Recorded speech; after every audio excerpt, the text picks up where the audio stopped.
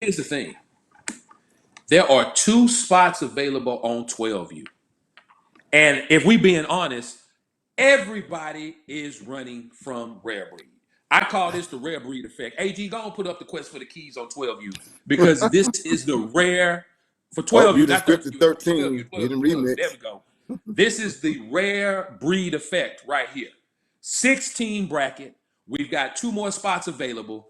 Nobody wants to play rare breed. I don't care what they say. I didn't have people say, "Oh, we got to own our obligation to our league." Bullshit. Get the fuck out of here. I'd heard somebody say, "Oh, I'm not finna spend this Oh, money and have to play rare breed first round." But if we're being honest, Jonah, DeMarcus did this to himself. He did this to himself. He didn't have to travel around the country and beat everybody ass by 4.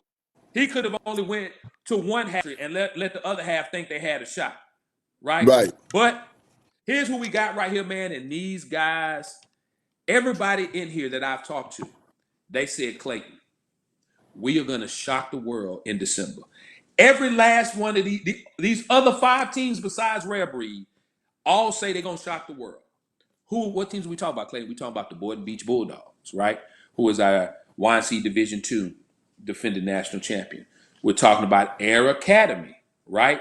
We're talking about a team that has put up some big numbers against some other opponents and says that they're ready for the Red Breed Challenge.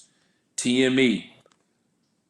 I don't even have to go into the history between Coach Mark and Coach TK with TME. So we're just going to skip right over that. Tampa Jags. A lot of people feel like Tampa Jags is the most underrated 12U team in the country, Right. right? And Right. then, of course, you have the City Life Raptors, right?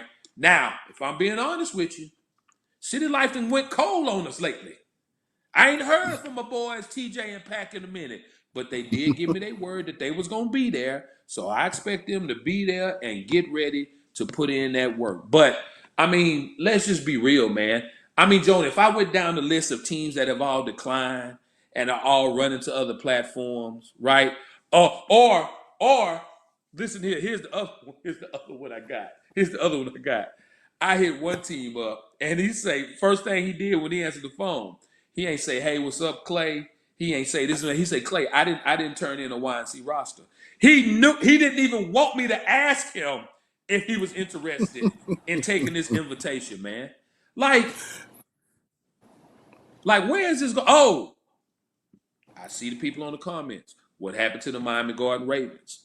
I had a conversation with the Miami Garden Ravens coach, and he's got some obligations, of course, with his son that could be playing for a state championship at that time. So there's a possibility that he may not be able to make it to the event. So he felt like his team would have, it would be fairer for his team to play in a different platform than ours, if that's the particular case. But he did give me his word that after Rare Breeds win their national championship, and this is what he told me. He said, after Rare Breeds win their national championship, we will come to the YNC preseason event next year and play them champ versus champ, because he felt very confident that whether if he was there or not, his team was going to win the other platform that they decided to go to. So I don't know, Jonah, man. I'm just giving it to you like it was given to me, brother. Oh, well, let me just tell you, man. If you anyone in America and you watch highlight videos, you go on YouTube. Uh, shout out to Rare Breeds. They kind of made some of our numbers go crazy. We have 1 million views on Facebook on one of their videos, 600,000 views on another one of their videos. So shout out to them. But the flip side of it is it's man, it's like fighting Mike Tyson at his prime when he was 20 years old and came in with black shorts and no socks, uh, towel over his head. That's what Rare Breed looks like now, and nobody wants to pay. Listen, whenever you go play a national championship, there's expenses that goes with it, not just registration. You take in a belief of your family, your community. You putting your city on your back. Nobody wants to get humiliated, and Rare Breeds have really dominated their particular age group where people feel like they're going to get humiliated. And like you said, hey, Mark did it to himself. and nobody wants to go feel like they're gonna play and beat the national. Look, put it this way: Southfield won their particular league championship last year in their other platform. They go to their track, in their track, and what was, hey, y'all clue in? I can't remember the score, guys. What was the score? Southfield Falcons versus Rare Breeds. Now remember, this is the next closest champion, right? The next closest champion that won from another platform. Y'all put the score up. Put it up. Y'all say it ain't bull. I'm just keeping it 100 with y'all. They took the next champion and dismantled them.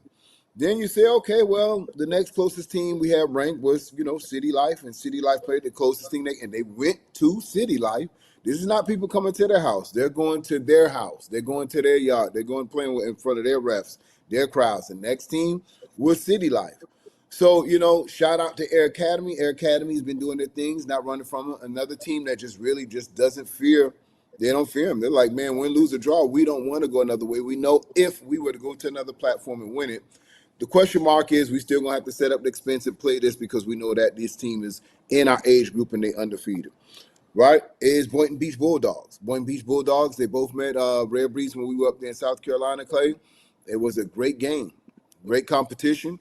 Boynton ain't back down. They put up 2 touchdowns, but Rare Breed has been consistent, man. They've been consistent week in and week out. And yeah, this is a fact where, let's be honest, anywhere else that they're going to play with the group of 12Us, we know what that's for. And this is no slight to what I'm about to say. This ain't no disrespect. This is no slight.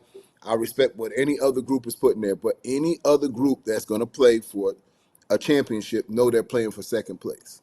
And that's what it is.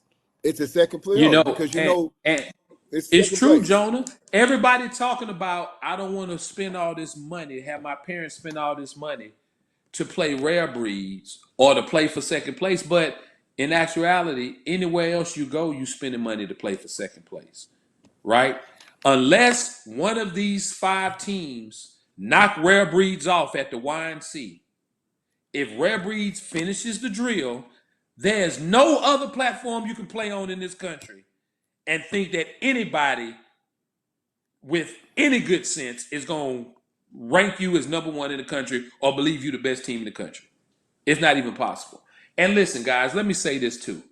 I see a lot of the chimes, and I see Mark even got y'all entertaining this shit. Listen, as good and as talented as Rare Breeds is, and don't get me wrong, as good and talented as Rare Breeds is, they not finna play 13U.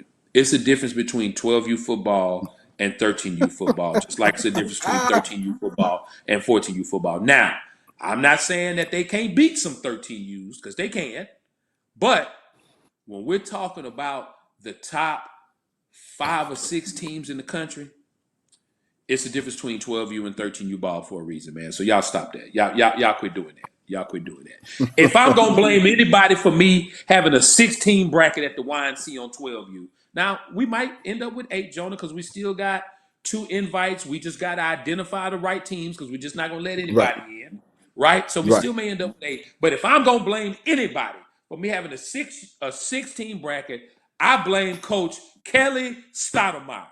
I blame Coach Kelly of Rare Breed because he should have had good enough sense to tell DeMarcus, listen, man, instead of us going beating the shit out of the best 8 teams in the country, let's just beat the shit out of the best 3 teams in the country. So these other people feel like they got a shot. And then they come to Nationals and we beat the shit out of them there. I blame him, But man. This that's is all his fault.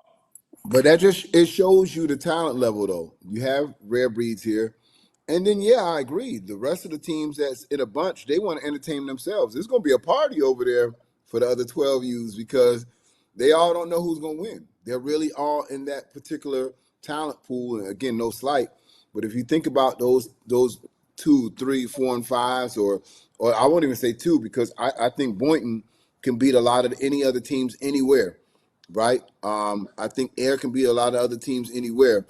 I think that can really happen. So yeah, Rare Breed's talent is here, but the next best teams, they all feel that they equally matched. They don't know what they're excited. They're like, man, this number 2 trophy gonna feel good because, we don't know who's gonna win. It's a dogfight. So it is what it is. We saw this coming all year. We knew what it is 12U. So you ain't getting it like the 6U, the 7U, the 8U, the 9U, the 10U, where that's crazy. No, this Red Breed's been on a tear, Clay. They've been on a tear. Hey man, AG man, let's go on over to 13U